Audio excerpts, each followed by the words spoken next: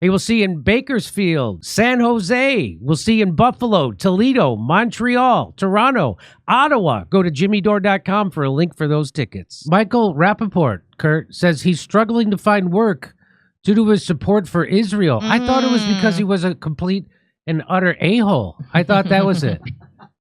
Oh, what a nice curtain to hide behind. I can't get work. Why? Because you know how Muslims run Hollywood. Yeah, you know. Come on. First it was the Amish. Now it's the Muslims. When are the Jews going to get their chance?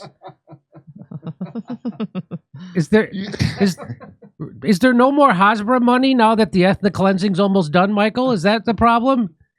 Yeah. Sir Michael Rapaport. He says it's because of his support for Israel, but he doesn't have the slightest bit of regret for his activism. Wow. Good to hear he's standing his ground in Muslim-run Hollywood. He's not going to back down to the people who run Hollywood. Hey. Seriously, it takes a lot of guts to openly back a genocide, even when both parties of your country support it. Wow, there's still the risk of being tweeted at. You don't want to go through that. Wow. I've heard some rough tweets, but I'm getting through it. Michael Rapaport, I say don't give up all hope because there's got to be somebody who wants to hire you. Have you given Israel a call? They're hiring people to act like they care about Israel, and you're perfect. Well, I think Jimmy, the program is they want you to act like you care about Israel, and also please never move to Israel is their program for Michael Rapaport. Glenn Greenwald says Hollywood studio heads and TV executives are notoriously anti-Semitic and anti-Israel. Yeah. Ever since the Amish took over Hollywood, Kurt, production is really slowed down. I'll tell you that because they can't use the electricity. I always thought Amish got it done anyway because they do speed. They're trying to rewire all the electricity to make it gas powered. I learned that from a Vanilla Ice episode of his Home Improvement. That they can have lights in their house, but it has to be powered by gas. So I know. It must be powered by a slave English. Brian McDonald says, imagine anyone thinking Hollywood is run by Hamas because Michael Rapaport isn't getting major roles. He has to realize that he's like a novelty item, just like fake dog shit, except Michael Rapaport's such a good actor. He seems like real dog shit. That's the thing. He is a good actor. He's like human fart spray. He is like human fart spray. Here's what happens when you say the wrong thing in Hollywood. You get dropped by your agency. If you go against Israel, that's when the work dries up. Can you imagine this guy? It's like, wow. Chris Christie, it's like Chris Christie complaining he's getting turned away at the all-you-can-eat buffet because he doesn't use a napkin. He keeps eating with the serving spoon. There's an Oscar-winning actress who got dropped by her agency, and still to this date, no one's representing her, even though she's in a new project with Vince Vaughn. I hope Mike McRae hears this. She's in a new Netflix show with people who I thought were dead years ago. Brenda Vaccaro. Who's that? Brenda Vaccaro is on the series on Netflix. I love Brenda Vaccaro. I love Brenda Vaccaro. Who is she? Bro, who is Brenda Vaccaro? That's Kurt says. Who's Brenda? She won she won a couple Golden Globes for her work in 1969 and 1975. She got an Oscar nomination in 75. Same thing. Her biggest claim. I forget the names of the movies, but they were really good movies. And the claim, her biggest claim to fame was she did a tampon commercial and she breathed like a werewolf, and everybody made fun of that. You remember that? Hi, I'm Brenda Vaccaro. Do you remember that? She talking about tampons. It sounds like she was well past tampon age. No, this was back when she wasn't. This is like back. This is back when everybody had George C. Scott voice from Smoking All Day. Yes, he was never young. But Susan Sarandon, I know you won an Oscar, but you have to realize you're no Michael Rapaport. Yeah, that's true. You're never going to reach that level of talent, no matter how much brain damage you receive in your life. For one thing, you occasionally blow your nose. Here is here he says, hey, ho, ho, Khalid Mohammed, you've got to go. By the way, he gets the guy's name.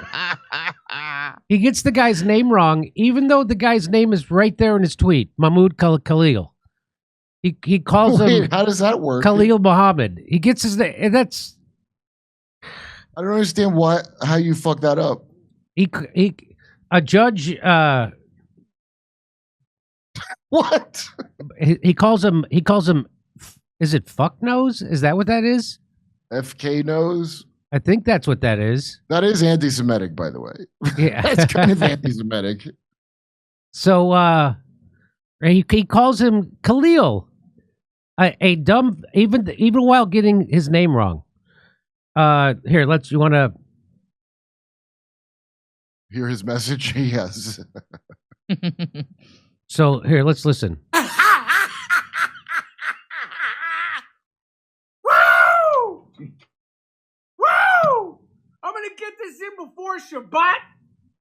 I'm wishing everybody a fantastic, good Shabbos and a peaceful Passover. But not you, Khalil. Hey, ho, ho.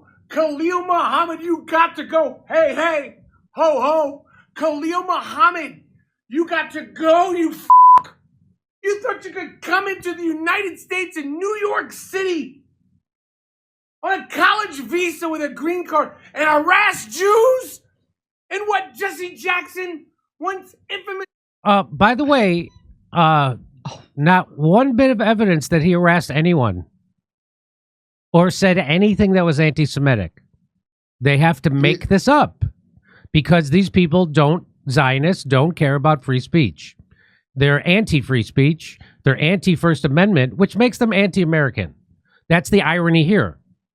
You see, Israel doesn't have a constitution. And Israel, so that's right. Curtis probably don't seem to understand ours. Hey, I only go through life trying to start fistfights with everyone and everything everywhere. Why don't people want to hire me? Especially from a guy who looks like he's lost every fight he's ever been in. I mean, wow, Jake LaMotta at the end was looking a lot better than this. Sleep cold, Jaime Town, you dumb f***. I got no sympathy for you or your wife. You should have been putting together the bassinet. You should have been putting together the baby stroller instead of harassing Jews in New York City. And you're telling me people don't want to work with that guy? we don't know exactly what Mahmoud Khalil did because you know why? Because they won't tell us. They won't tell us. But if it's what Michael Rapaport just did in this video, then he should be deported and should be Michael. Hey, hang on, wait a minute. He forgot to wish happy Shabbat to the Shabazz guys, goys. No, To the Shabazz goys. Who does he think this the physical labor of deporting legal resident Zionists don't like? Come on. The Shabazz guys is a good band name. Hey, maybe employers are actually looking to hire sane adults. Do you ever think about that? Yeah, well, he has a history of that. You know that, right? Imagine him not only as an actor. Imagine him as any other profession. Imagine that guy as your barista. Imagine him as your airline pilot. Imagine him as your surgeon. Imagine that guy as your therapist. Maybe the answer is he can't be hired to play anything else except a crazy asswipe that he is.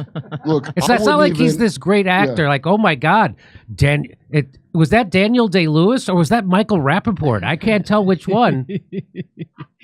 Dude, I wouldn't even hire him as a spokesman for an ethnic cleansing.